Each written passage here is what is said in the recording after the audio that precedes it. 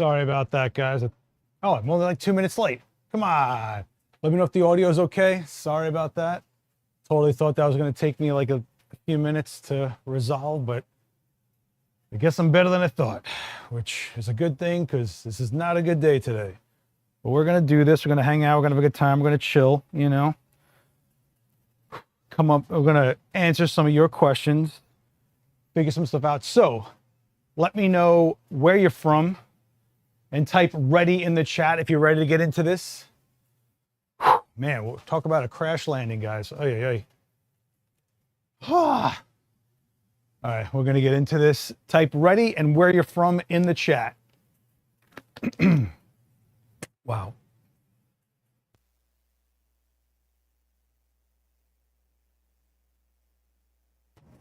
Oh my gosh.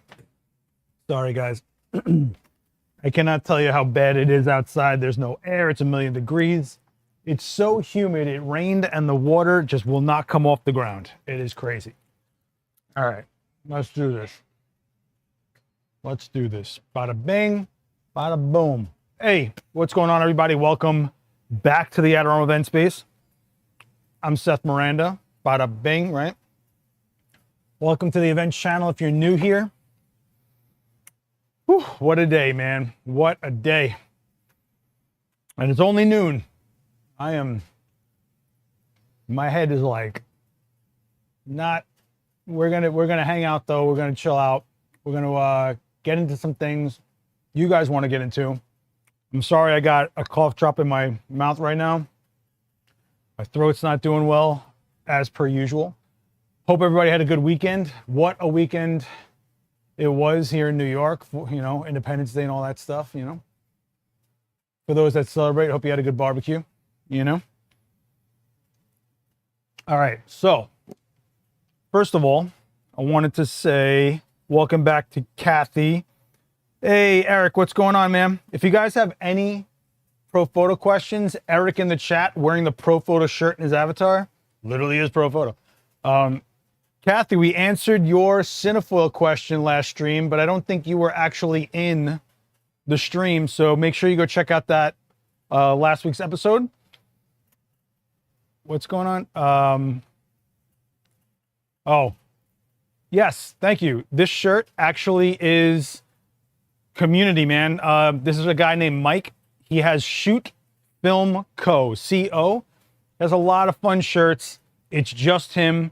Does it for the love of the game. So if it supports people in the game and it's cool. You know how many times I've seen like really corny photo nerd shirts and I'm like, ugh. I like his designs. They're like, also not sponsored, but I like his designs because you can tell he's a punk, you know? So there's that. So Shoot Film Co. if you guys want to check out his shirts, and he makes mugs that look like film rolls. It's a lot of fun. So shout out to you, Mike. All right. Before we get into the questions, there weren't many of them. I'm not going to lie to you guys. I feel like I wonder if like I'm hitting a saturation point on my personal Instagram with these questions because they're just kind of very few and far between. But before we get into that, I wanted to talk about what's going on this week, this month. There is so much stuff happening in the event space that you guys should plug into. So make sure you hit subscribe to this channel. If you can't make it in person, we stream most of it, right? Like things we don't stream are things like photo walks or the critique that's coming up. But let's talk about this. So we've got upcoming events, bingo bango. I got Sam Beret coming in here. Sam Beret is a very talented filmmaker, photographer, one of the nicest guys on the planet. You've probably seen him in a bunch of the new product videos on the main channel, you know, for things like lens videos and I think he did the R5C video forever ago. Really good guy. Make sure you stay on the main channel on Wednesdays at 11 o'clock Eastern for that. You can jump in that chat. That's what makes that live. That's what makes that podcast, I think, a little bit more special is you guys are part of it. Like we're live. You guys can come hang out on it. Daniel Norton returns on Thursday. He's going to be doing how to set light ratios, which is super nerdy, but it's something that I think you can benefit from, even if you don't fully understand it. Like, just get used to the verbiage, get used to the terms, get used to the thought process of that, you know. Marcus is asking if Sam is a Canon guy, Sam being this guy. He's a few things. I know he shoots Sony as well, but he's just a filmmaker, dude. He's just he's a good guy. And then on Tuesday next week is Gary Hughes Day, basically. He's gonna be doing a photo walk with the new Fujifilm X-Half. That's during the day. 5 o'clock though, right here, my man's doing a portrait demo. So big portraits in a small space, because people still consider this a small space for whatever reason. I don't know. But I think he's one of my faves in the game. So make sure you check out Gary Hughes next Tuesday, the 15th. And then Wednesday, July 16th, after Gary Hughes Day, we got Johnny Edwards coming in to doing layering of light for powerful portraits. If you're wondering what that means, it's basically zone lighting, right? Like, you like the background separate than your subject, and bingo, you know, all these other things like that. You've seen variations of this. He's doing a formal demo on it. And then on the 22nd, if you are in New York or coming to New York, me and Daniel are bringing back the Adorama Photo Critique. So go to the Eventbrite, adorama.com/events. You can click on it.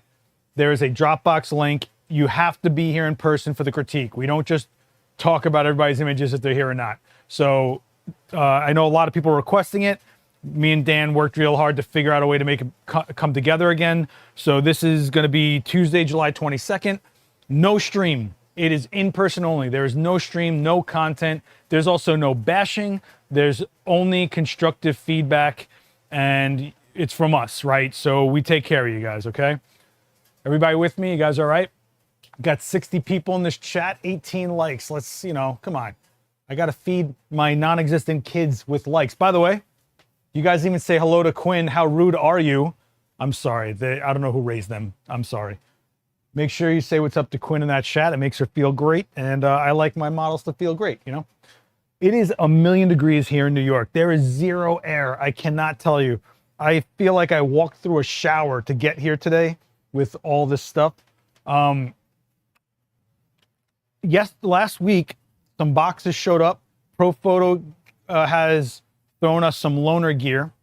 And I mean, it was a lot of stuff. However, I figured I'd pull a few select things. And if you guys want, we can get into that. Before I get into the questions, I'll just let you guys know what we have on the bill here. So we have the ProPhoto Silver 2x3. You saw me use this on the first episode with Edge Mask. This is the softbox that we used. That was my personal one. Now we have a loaner for the space and everybody here. You know, we'll appreciate it. This is one that we didn't see. So this is that 4-foot Octa that I used on episode 1 of this. We're on episode 18. Can you believe it? We're over 20 hours of streaming just on this. 20 hours of answering your questions, hanging out with you guys. And I love you guys for showing up for it. Thank you so much. This is the 4-foot Octa, but I have the silver version. This is the white version. So a little bit more of a diffused look to it, you know, a little bit softer, less specularity going on there, especially when you pull off the front diffuser and you're using it more of a raw Octa with just the inner baffle. And then these are 1x4 silver strips. So instead of a 1x3, 1x4, right? And I got a twin pair of them, which is always good. It's always good to have 2 strips instead of just 1. And I think these are the grids. I'm pretty sure these are the grids for these. I'm not gonna lie to you. I kind of just grabbed them and ran over here. So some of these might be grids for boxes that aren't.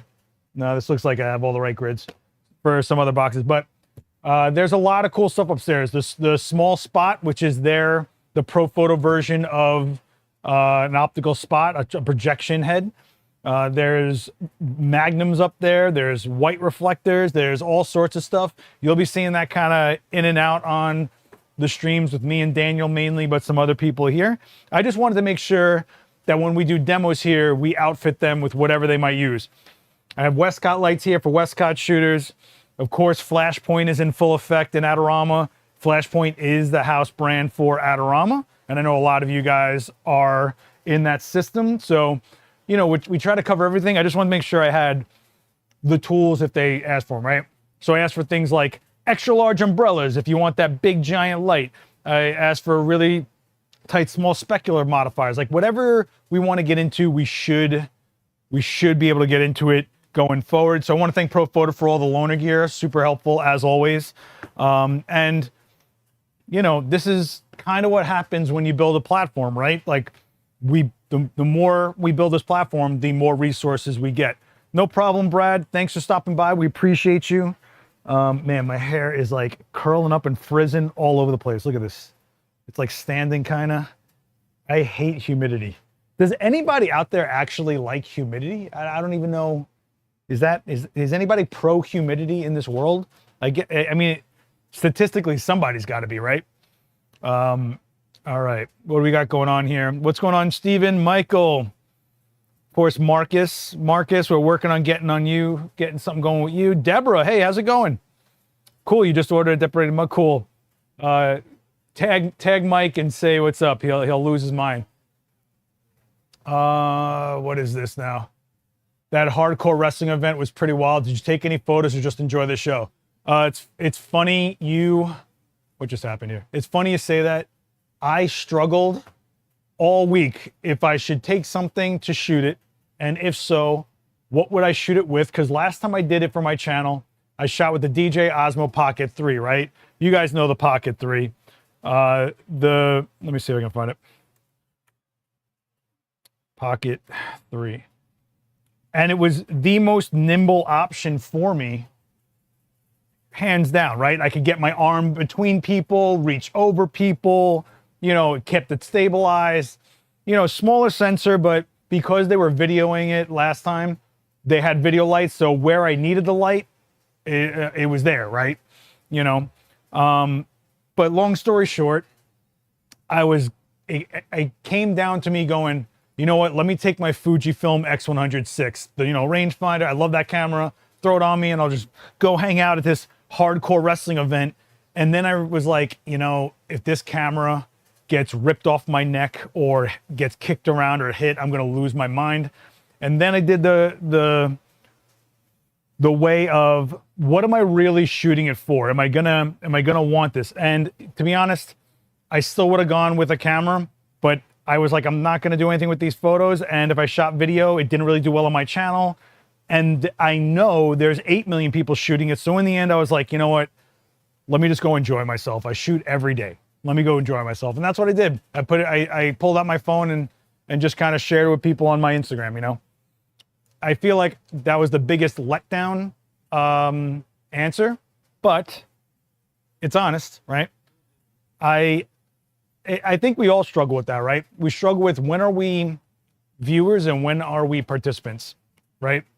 And if you love shooting everything you're at and being that person that's in your camera more than in the event, you are creating images and providing a service to the rest of us who aren't seeing it the way you're seeing it, aren't seeing an elevated version of whatever we're at. So what was fun was going on Instagram and seeing all these other people that shot it and seeing how they captured it. I mean, there was everything there, from 6-7 cameras to Leicas in that crowd. There was so much stuff. In fact, when I got there and I saw all the cameras, I was kind of like, I had a little bit of FOMO. I was like, man, I should have brought something to shoot this. Like, I'm not representing properly here. I felt like I let down myself, but I also had a lot of fun. So hopefully that made sense. Anyway. Okay. Pro humidity here.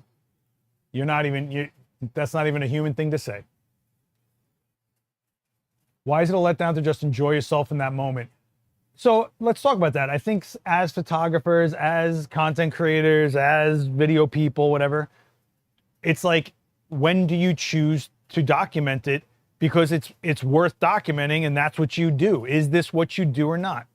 And sometimes I look at the scene I'm going into and I go, am I part of this community, and would I add to the community by documenting it for them, or would I just be having images for myself?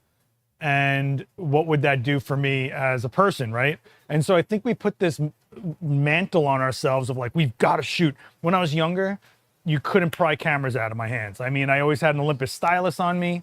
If you guys know that camera, it's like literally the size of a roll of film and a battery, and it has a hard shell door. It was like amazing. I have like 4 of them at home, but I had that in my pocket for everything. And I had this guilt trip where I was worried I'd miss everything, or I was worried that I would not be ready when something needed to get documented. And this is before, you know, camera phones and definitely before smartphones, right? So this was, there was camera phones, flip phones, right? I'm dating myself here, but long story short, you have to kind of say to yourself, what am I trying to get out of whatever experience that I'm there for? And is your experience being that person that's more focused on documenting what's going on, or are you just trying to live your life? It's tough. I think we all go through this. If you don't, I would question a lot about,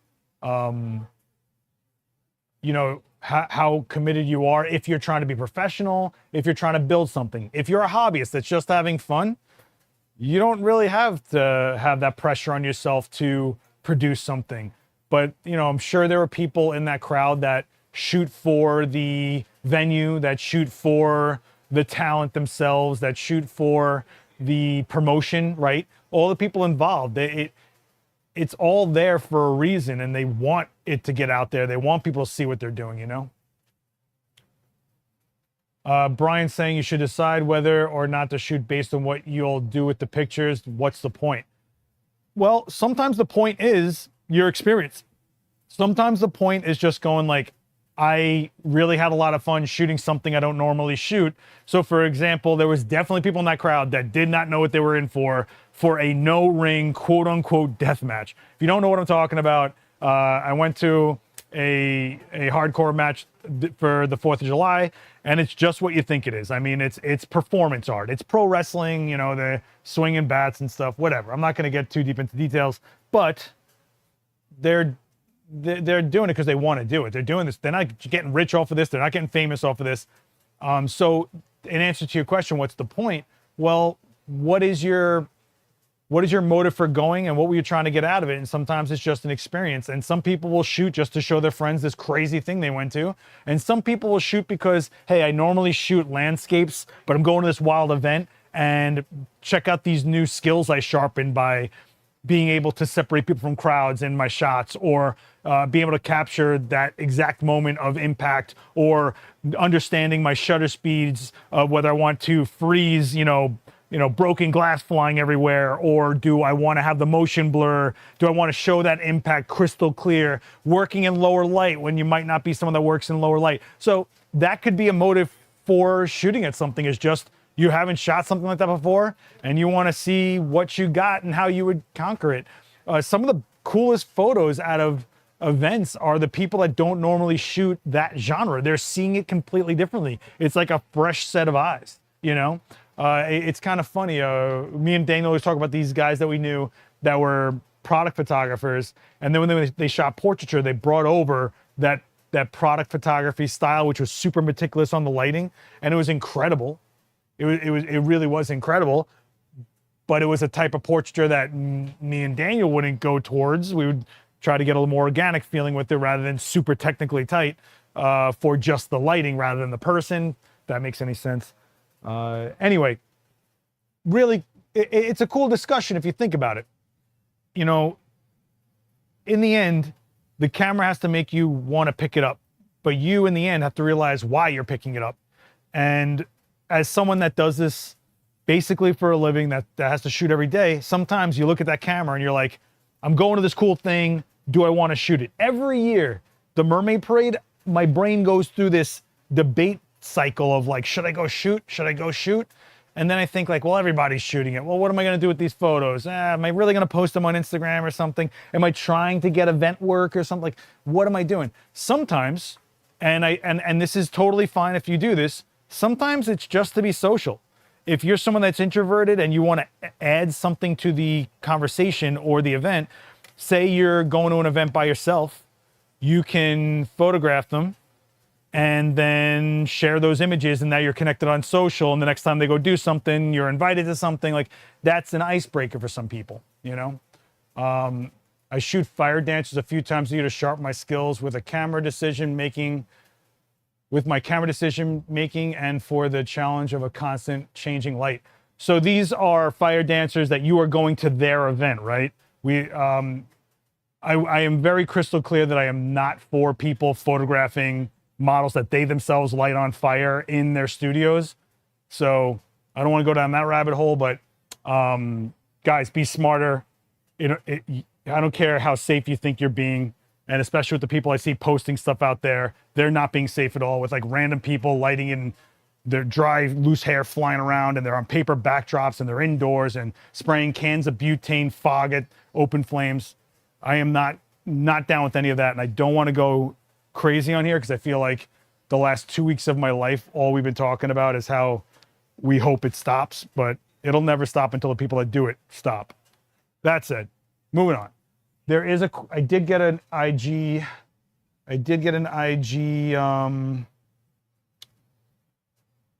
Sam Barret's texting me right now. I can talk later. I'm live now. Just mentioned you. All right. Yeah, so that's the other thing. William's saying that they are performers out in the open that are licensed. Here in New York, I didn't know this, but I talked to some fire performers here in New York, and they need to have a yearly renewed license. I think it's called E29. I think, I could be totally wrong, where they have to have that, and they take some training as to precautions and fire protocol and safety. There is a story though that there is a performer here in New York recently who is not licensed at all, and she actually lit herself on fire. I don't know that for sure. I'm hearing that from the people that are in that community telling me about that, but this is someone that you would assume, if you went to an event like that, you would assume they know what they're doing, and they themselves got hurt. So, you know, cool. I hosted a 4th of July, and a family member who came asked me if I've seen the cool sport fire photos on IG. I told them yes, and was not going to be doing that myself. Good man. All right. There was one question. Let me just get to this one question. I don't want to spend this stream talking about fire. I just don't. It's amazing. 5 texts. All right. Why do they make it so hard for you to get to the questions? Like, I have to find the story again, the whole thing. Okay, so someone's asking, they're trading in a DSLR for mirrorless, and they're asking, do they really need to trade in their lenses for the native lenses? Here they're talking about Nikon. Should they trade in their lenses and get Z mount lenses? I'm guessing the same for someone if they were a Canon, right? You trade in your EF lenses for RF lenses or whatever. They're saying, can I just buy the adapter? And the answer to that is an emphatic, complete yes. Yes. You might even change your shooting habits when you go mirrorless. What am I talking about? So stick with the glass you know, see how it works for you. For example, when I started going mirrorless, I kept a lot of my F-mount glass, but my F-mount glass wasn't really made for things like video where there was focus breathing, for example. And that is what made me switch over to native glass for Z-mount. So don't feel like you need to rush into a completely new system. You can adapt lenses, especially lenses that are within the same system, meaning Nikon, Canon. You take those DSLRs and you're going over to mirrorless. Their adapters were engineered by them with their glass in mind, with those Z mount bodies and RF mount bodies in mind. And don't forget, and this is super important, do not forget, because I'm seeing a lot of people in forums talk about this, make sure the firmware in your adapter is up to date. Seems crazy, but yeah, the adapters have firmware in them. As we change firmware in camera bodies and update and polish and sharpen things, even lenses have firmware. There's something going on with the communication you want to keep up to speed with, no pun intended, maybe a little bit of a pun. Make sure you have the adapter up to date. So, all right. Everybody, that was the one question I got. I feel like I also inundated my stories this weekend. I don't know if you guys knew, but yesterday was the first day I started rebuilding this space 2 years ago. It took 2 months, and I did the first demo on September 5th of 2023. So we are hitting the 2-year mark of the I don't know, the build, I don't the setup. I don't know what the culmination of what's going on here. So and the brands have stayed supporting it, which is great. You know, Nanlite with the lights, BenQ gave us the projector, Avenger, Manfrotto for all the grip, everything that is grip, Nikon for the cameras and lenses, and then they refreshed them to Z6 IIIs. Mackie gave me the PA system. Sennheiser gave me the mics. All the mics you're hearing on CWC right now, all Sennheiser. So pretty cool to see, right? I don't know what you guys want to get into. Do you guys have any questions in the chat that you want me to jump on? That was a pretty cool discussion. Just fair warning, I cannot at all today go into overtime. I have a bunch of important calls, so we gotta call it on the button. So if someone in that chat could yell at me if I'm not checking the time, give me a 15-minute and give me a 5-minute alert. That'd be great. You know, somebody want to be on top of that. And if I am going into overtime, everybody let me know I'm going into overtime, okay? No, thank you guys. And don't forget, as much as this was built piece by piece, not to sound corny, but you yourself are the final piece of this. What is the point of any of this if you're not showing up in that chat room, or you're not showing up in these chairs, or you're not hitting subscribe on this channel, you're not hitting like on these videos, stuff like that. I did see that. Do you periodically check the tightness of the arms and other equipment, or did you put some sort of Loctite on threads? Never Loctite. You do not want to get in a situation where you need like a torch to start loosening something. About every couple weeks, I get on a ladder and I just double check everything. If it's definitely been a while, like I've been on the road, as soon as I come back from the road, I get up on ladders and I start checking all the knobs, everything, that's all the super clamps. You know, what you guys don't realize is even if you don't feel it, there's vibrations going on and things shift, man. And in New York, for sure, especially in an old building like this. But anything can get loose, and you never, ever, ever, ever get something tight on the first try. Things settle, right? Materials expand and contract from the temperature, or you know, subtle vibrations and stuff like that. So figure you always want, and don't forget there's like a break-in period for some grip. For example, C-stands. When you guys use C-stands, brand new C-stands, any brand, I don't care what brand it is, you have to beat it up a little bit. You have to kind of tighten it, put some tension across it, tighten it again. You need to break it in. There's gaskets, there's all sorts of like metals that need to kind of like compress against themselves, and you will see your performance of your grip actually get better within I don't want to give like a time frame because it depends on how much you use it, but you will feel your grip actually getting better as it ages to that like sweet spot point, I kind of call it. As long as nothing's like bent or stripped, it's kind of better to just kind of work it a little bit, you know? This is why at trade shows, there's some trade shows will be like, hey, we're going to outfit all the gear, and they get a sponsor, usually, and all the C-stands show up and they're brand new in boxes. I think Steve Meehan is in this chat.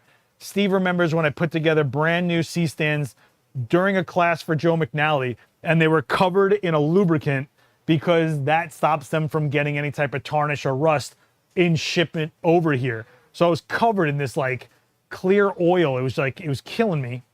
And they're completely brand new. They're not broken in. So like I'm tightening them, then I'll kind of untighten it, move it a little bit, tighten it again. I kept on just trying to kind of speed up the break-in period while we're doing this class. Steve, if you're in here, let me know if you remember that. So David Vanguard saying, I'm using the FTZ2 adapter on the Z7 II, so I can still use the same lenses I have for my D810. Yeah, totally. Why not? Why not? Until the lens isn't doing something or giving you something that you want, there's no real reason not to go with that lens. And there's some DSLR lenses out there that are not out there for mirrorless. You know, there's some legacy glass for Canon and Nikon that exist in DSLR world that just have not been, I don't want to say replicated, but I guess modernized maybe, you know, or not modernized, converted over to, or redesigned for mirrorless, I'll say. How's that? Okay. So Edgar's saying, I won a Pro Photo 4-foot Octa at a photo event in LA. Congratulations, Edgar. That's cool. That's a nice thing to win. But I shoot with Glow Easy Lock. Should I sell the Pro Photo or find a Bowens adapter to use it? It's up to you. What I will say is you might see the Pro Photo shoots a different color or temperature than any other brand you shoot with. Every brand softbox kind of has its own kind of feel to it. What I would say is it's probably easy for you to get a Bowens adapter. Actually, I don't think there is a Pro Photo to Bowens. I know that there is a Bowens to Pro Photo adapter, but I don't think there's the other way around. I'm not sure if that exists actually. Does that even exist? Let's take a look. I don't know if it the other way does. I know that, but let me see. Pro Photo to Bowens adapter. Actually, I think it's the other way I'm thinking of. Yeah, so this one is the opposite of what you're looking for. Let me see if there is a Pro Photo to Bowens. Bowens to Pro Photo.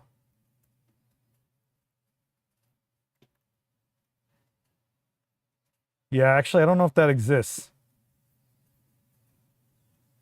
No, everything is to make something Bowens mount to Pro Photo. Okay, so now the question is, so I'm guessing what you're saying now is you don't have a Pro Photo light to mount that to.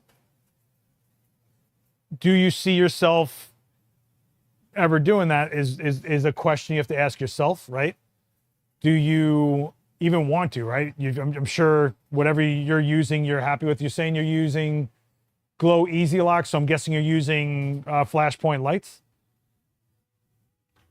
The reality is, if you have nothing to mount it to, it's not going to do anything for you, right? I can't answer that for you, man. I'm sorry. That's kind of a decision you got to worry about.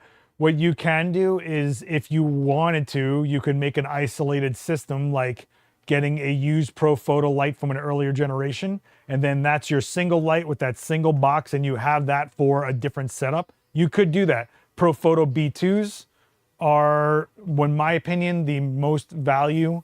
You can get them in the used department. You can find really good deals on Pro Photo B2, B as in boy. The B2 is a 250 watt second pack, but you get two heads, so they're 125 each, or one head could be 250. And if you wanted, you can make your own isolated little kit, single light kit, if you wanted to. But if you're not, you know, hey, it's a free softbox from a good brand, right? You could always flip it if you had to, right? All right. Okay, so any other questions, guys? I'm sorry that wasn't like the best answer in the world, Edgar. It's just I can't answer something that would be in the end up to you, right? Can even get a Pro Photo B10 these days at a decent use price. A B10 was the original B10. The B10X was the updated version of it. Now we're in the B20. This is a B30. But yeah, there's a good used market. No, Ronald, I'm pretty sure that adapter is the other way around. I personally have never seen a Pro Photo. Let me see. A Pro Photo a rubber gasket. A rubber gasket to a Bowens mount. I don't think I've personally seen that. And at some point, it's like, I don't know. Well, if it's out there, then it's an option for you. But I can't tell you what to sell or not sell, what you find value in. I can't. Not my thing to tell people.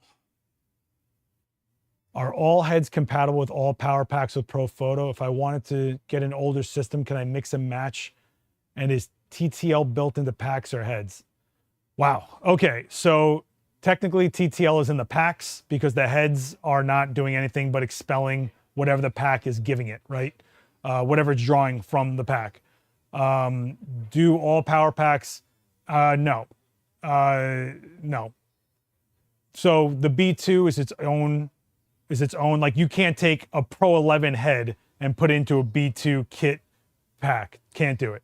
And what was it? If I wanted to get an older system, and honestly, I wouldn't mix things like within the same unit. If you want to mix a pack with a battery powered light or something, that's different, right? But I wouldn't be mixing like, I mean, you could get away with something like Pro 8 pack with a newer head or something like that, but I don't know. I think what you end up chasing is something's always like going to be the weakest link of those setups. You know, aging, the bulbs, the tubes, all sorts of stuff. So I'm more of a it all just keep everything cohesive and condensed. You know. Do a show about printing and giving or selling prints to your subjects. I think Adorama Printique has their own channel about that.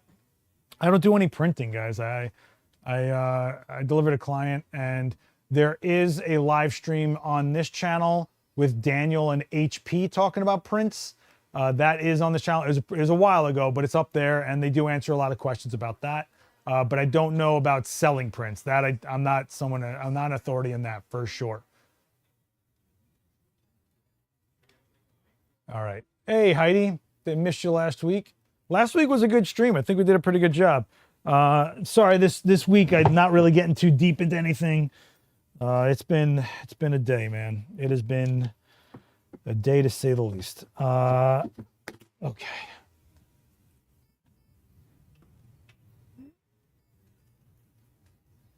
So I used to print a lot of my work, and I used to do I actually was part of galleries and stuff years ago, but my career right now, I shoot, deliver to client, I get paid, I'm on the next job. I'm not out there shooting projects that are personal that I am then trying to make like a book, or that I am then trying to put a series of prints out. I am not trying to do gallery shows. I'm more of a hired gun type photographer. Like, hey, I need to figure this out. Hey, I'm looking for shots like this. Hey, you did these shoots, this shot for this person. Can you do something similar for me? Is what I get a lot of. So no, I'm not really in this era of my career. I'm not really printing right now. But that said, you should be printing, and I could be working towards projects that I could be, my end goal is to make prints, because the thing about prints is that they're absolutely final.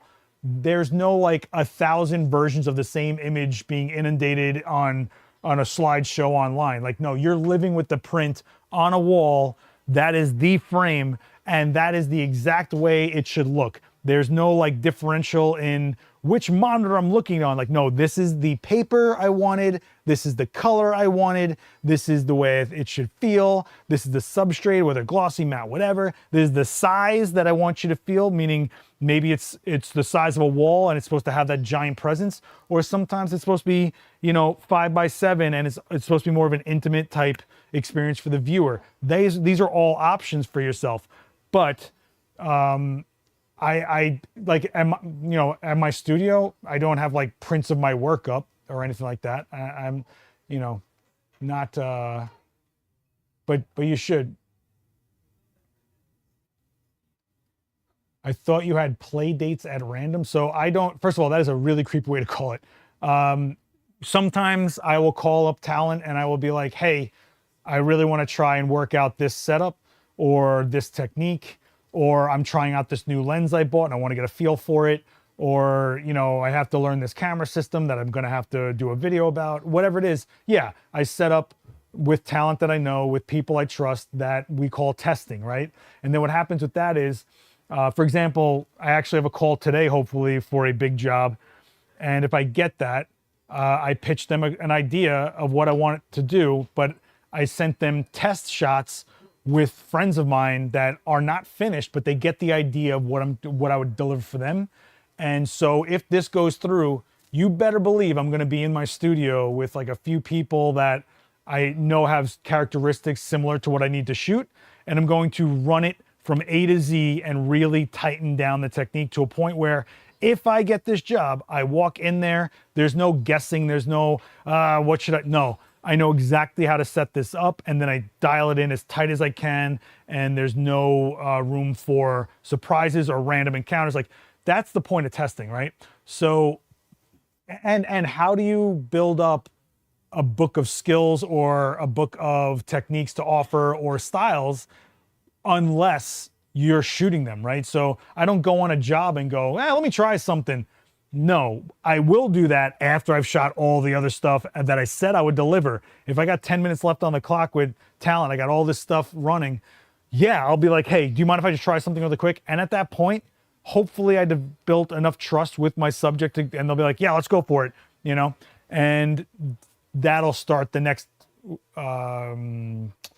process of testing for me, you know? So, yeah. Shooting chiaroscuro, I always say that wrong, by the way, style portraits for a production of Gentleman's Guide to Love and Murder, right? And I hear Seth's voice in my head as I'm setting up lights. Go for it. That is a pretty standard lighting setup. Yeah, I mean, you'll be fine. You will be fine. She calls them sessions. I think she can get away with calling them play dates. If I'm inviting models to my studio and I call it play date, where I'm going to be in a world of hurt. I'm not. No, not for me. I call it testing.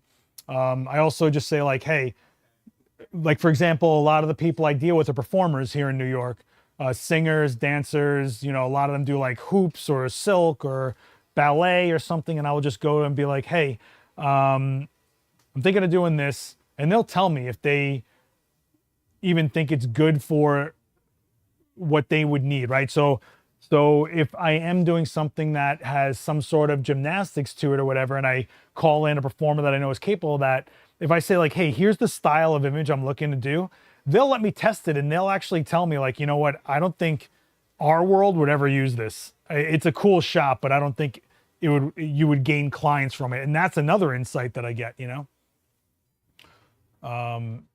So yeah. Sometimes when you get on a shoot, you do not have the time to just figure it out.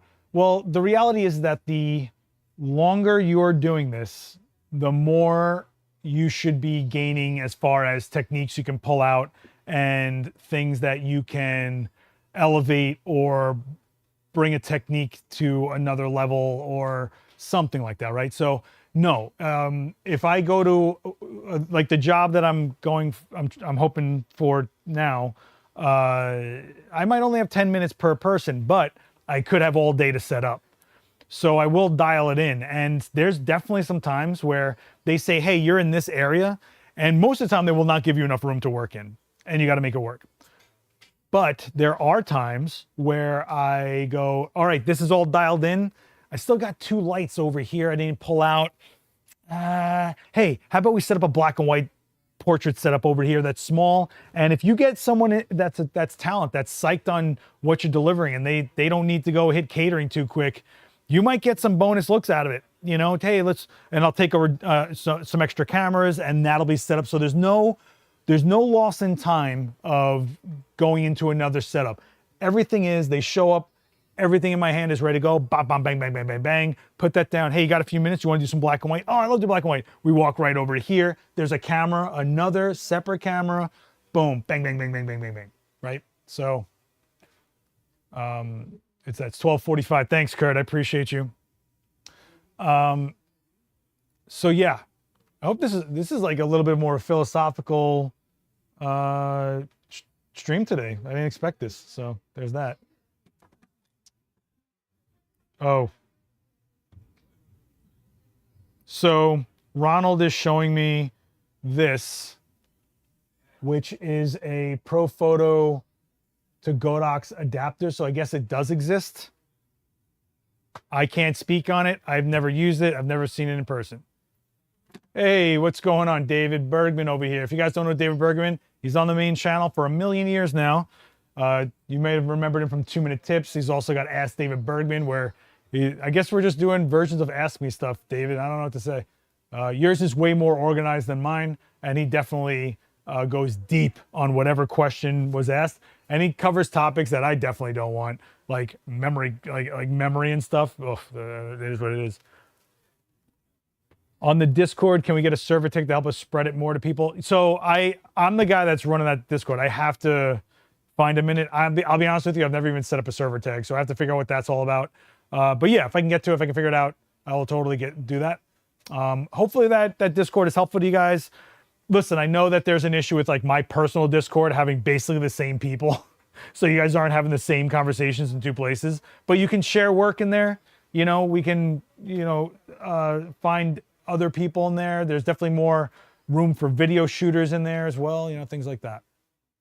And if you guys are wondering about the Discord, there is a link in this description, and you just have to go to the rules and hit OK, and boom, all right? Heidi's saying she took David Bergman's workshop and she said, it was all right. It was okay, I guess. That's what she just said. I'm not making this up. You can see it. It says right here. It was okay, I guess.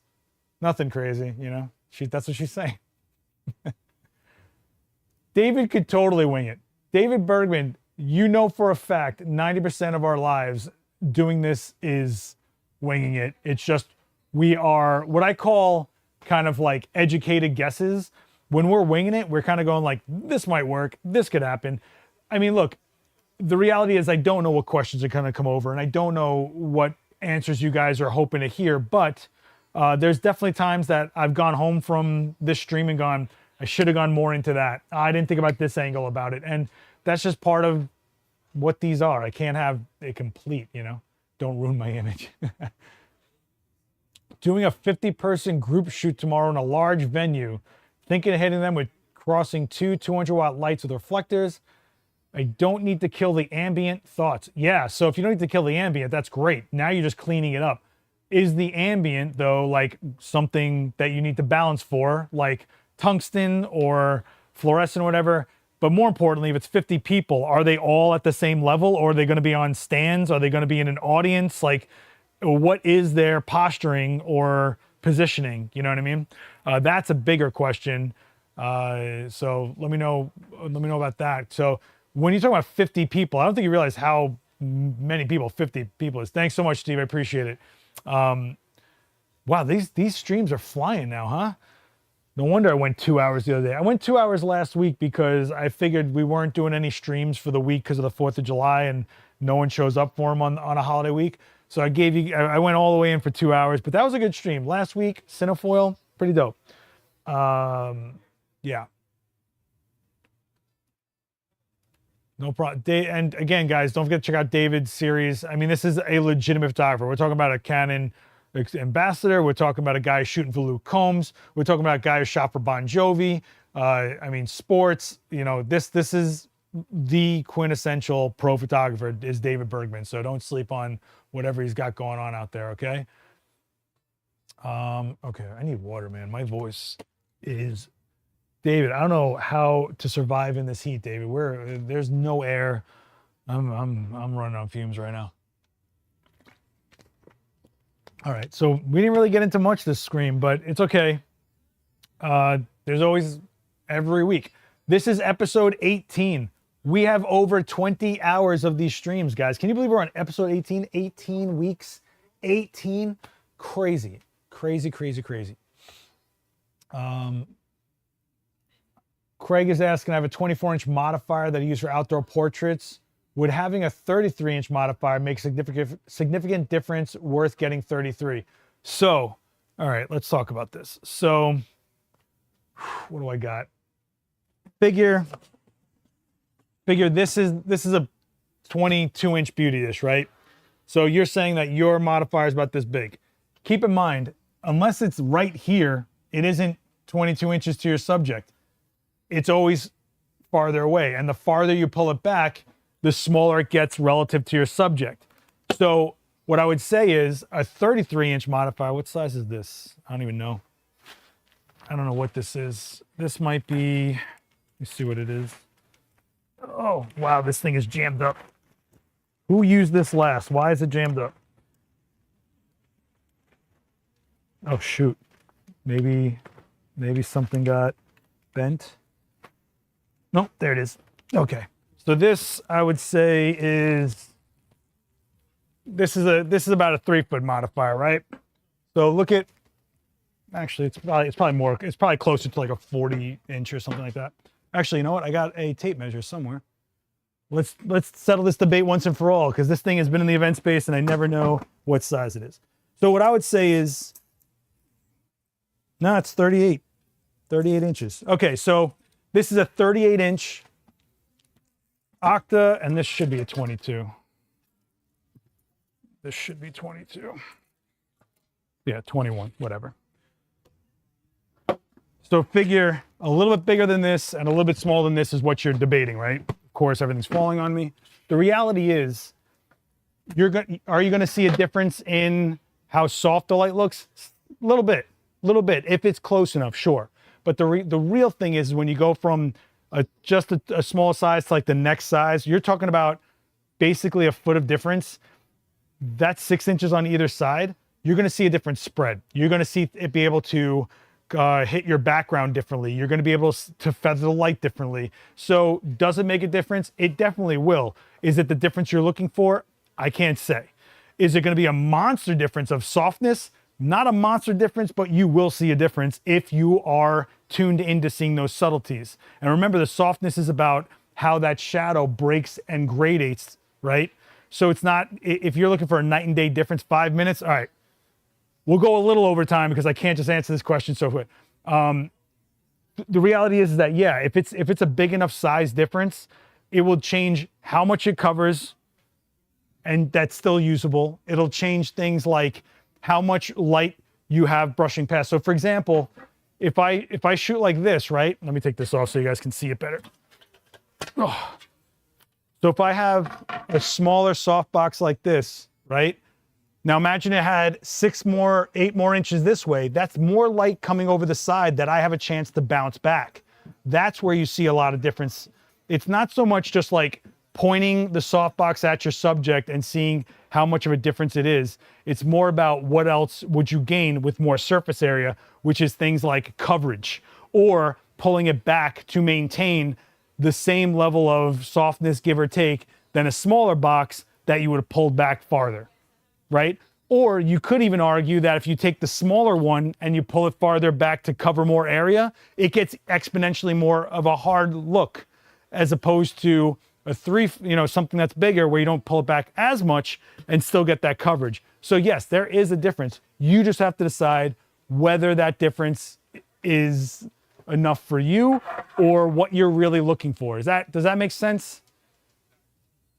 Okay. I ordered cinefoil. Hopefully you ordered it from Adorama, guy. Just saying. And a variety of grip heads and arms last week. They all arrived over the weekend. Now I got to figure out what to test with them. Anything you want. I love using Quinn. I love Sheila at my studio. I have used Apple boxes forever. I know Ab Cisse uses Apple boxes. We all do because the guy's kind of like a skin tone to it. Just get going. Just get going. Period. You know what I mean? Don't get too lost in like, oh, what should I shoot? Just go shoot. All right. Okay. Does anyone make a floor holder for foam core? I want to set up full length using at an angle like a V-flat. So you're saying you want to take a piece of foam core and just stand it up? Is that what you're saying? If you want to do that, you can do that with, I'll show you. This is, I don't know how big of a piece of foam core, but usually if you really need to do that, what you can do, ow, oh, she elbowed me right in the ribs, of course. what you can do is put A clamps on both sides and they become feet. Let me get some table space here. And they become kind of feet, and you can kind of work it from there, you know, make it level and whatever. Or sandbags are huge. You can just set up a sandbag on the corner and just stick it in the sandbag. That's huge as well. It's not that crazy. Like, I don't know how big of a piece of foam core you're looking to do though. Ah, awesome. Good to see that, Johnny. Your only order from Adorama. Well, we appreciate it, and that supports this. Supports this, guys. All right. Steve's using new backdrops and reflectors from Adorama right now. Awesome, man. Awesome, awesome, awesome. Bill, I would go more with the sandbag than anything else. The bigger it is, if you're looking to do like 6-foot pieces or 4-foot pieces or whatever, I would do 2 sandbags, just like set them up like this. You know, sandbags that, and just set them up like this and just slide it in there, you know, so you can just do bada bing, bada boom, and then you have a done. Or if you really want to, if it's not that crazy, what you can do, and this is the one that you guys see me use the most, 4x7, and you want it to be 7 feet. If you have a tall enough C-stand, you can do this. You take the C-stand, you take out the pin. Oh, what time is it? All right, you take out the pin, right? We open up the knuckle so that we have, and you guys have seen me do this in my C-stand video, right? We open up the knuckle so that the flat part here, let me do this properly. The flat part here becomes a clamp. And so then you just take the foam core and you put it on that flat part and you just softly close it. Don't crimp your foam core if you don't need to. And then if it's 7 feet, obviously you raise it, you know, do I even have, let me see. You raise your C-stand up 7 feet, open up your knuckle, sandbag the leg, and you got yourself something that'll hold up a piece of foam core. All right. So, yeah. Make sense? They turned off the AC in here. I don't know why, but I am dying again. All right, let me see where we're at. Okay, we got like a minute or 2 left. Does that make sense? So this is also a really easy way to do it. If you don't want to just stand it up from the floor, you can stand it up from the top. If you can, if you don't care about this look right here, like you're going to crop it out anyway or whatever. That's totally a viable way of doing it. All right. So that's 3 ways: A clamps, sandbags, and C-stands to make it vertical. Okay. Guys,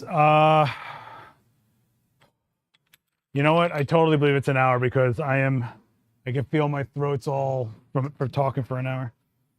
No, I appreciate it. We'll see how this call goes and all these other things, but you know, we're always out there hustling to get that next shoot, and you know, you got to do what you got to do, right? Yeah, I know I'm in overtime. I know.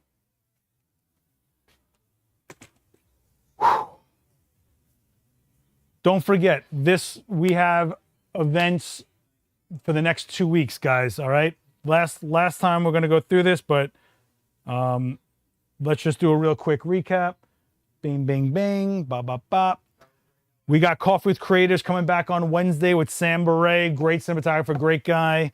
Lighting Ratios on Thursday with Daniel Norton. That is a nerdy one, but it's a good one if you guys want to just get used to how to think about light in a more technical level, and just the terms and the way you should look at it a little bit.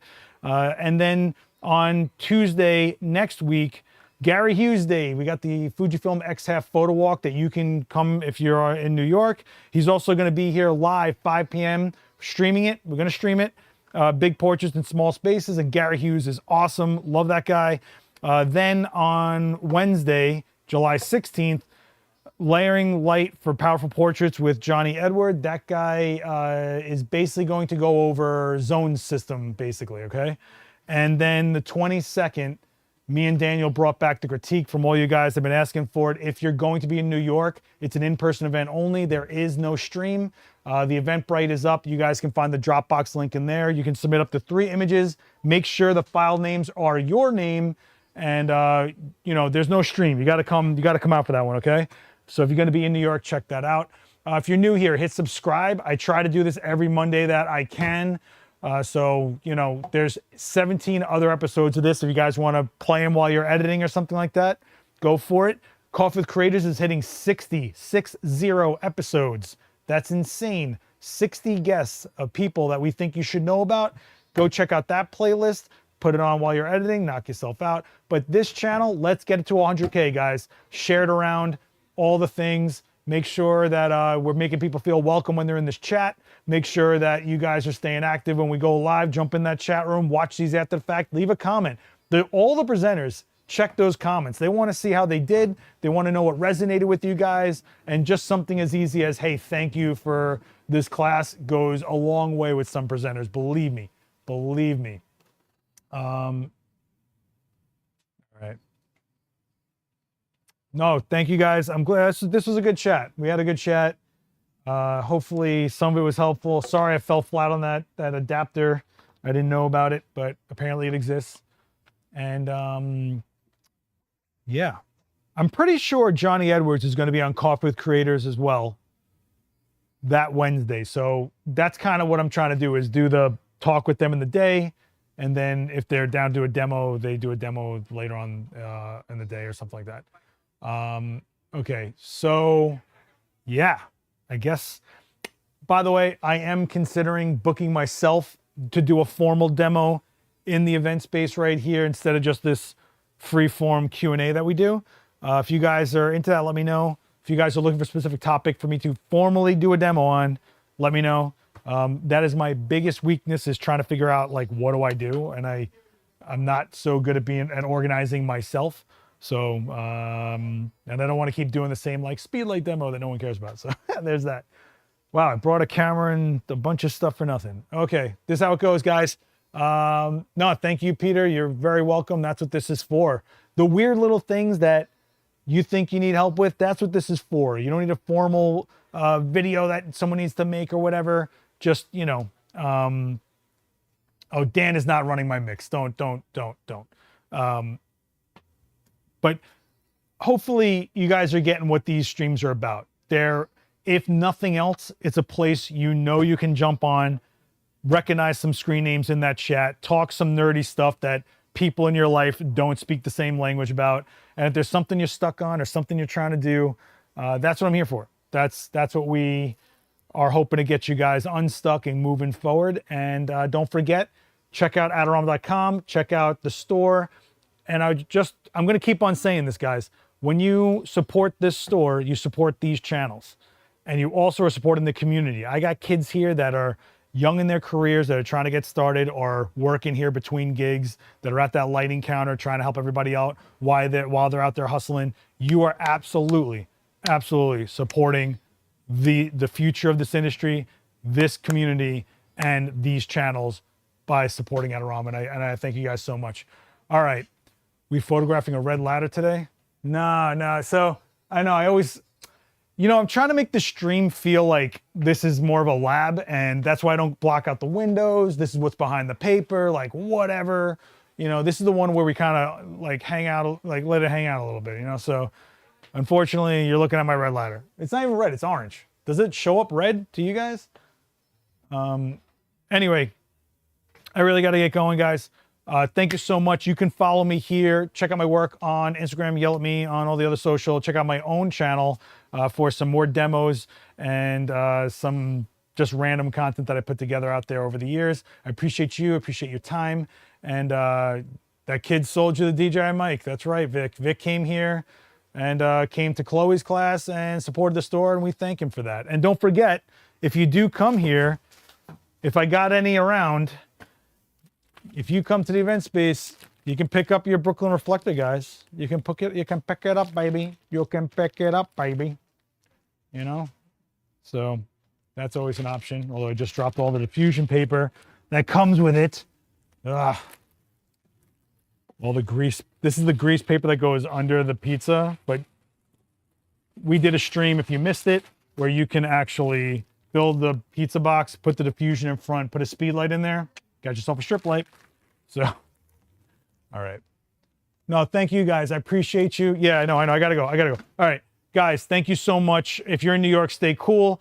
I will see you probably for Daniel's stream next, I think. Is that the next one? Oh, no, I'm sorry. I'll see you at Coffee with Creators Wednesday. I'll see you at CWC, and I hope to see you in that chat. Be good to each other out there. Be good to yourself for sure. And don't stop. Do not stop. And just remember, everybody says they're a pro till it's time to be professional. Think about that. All right, guys. Be good to each other later.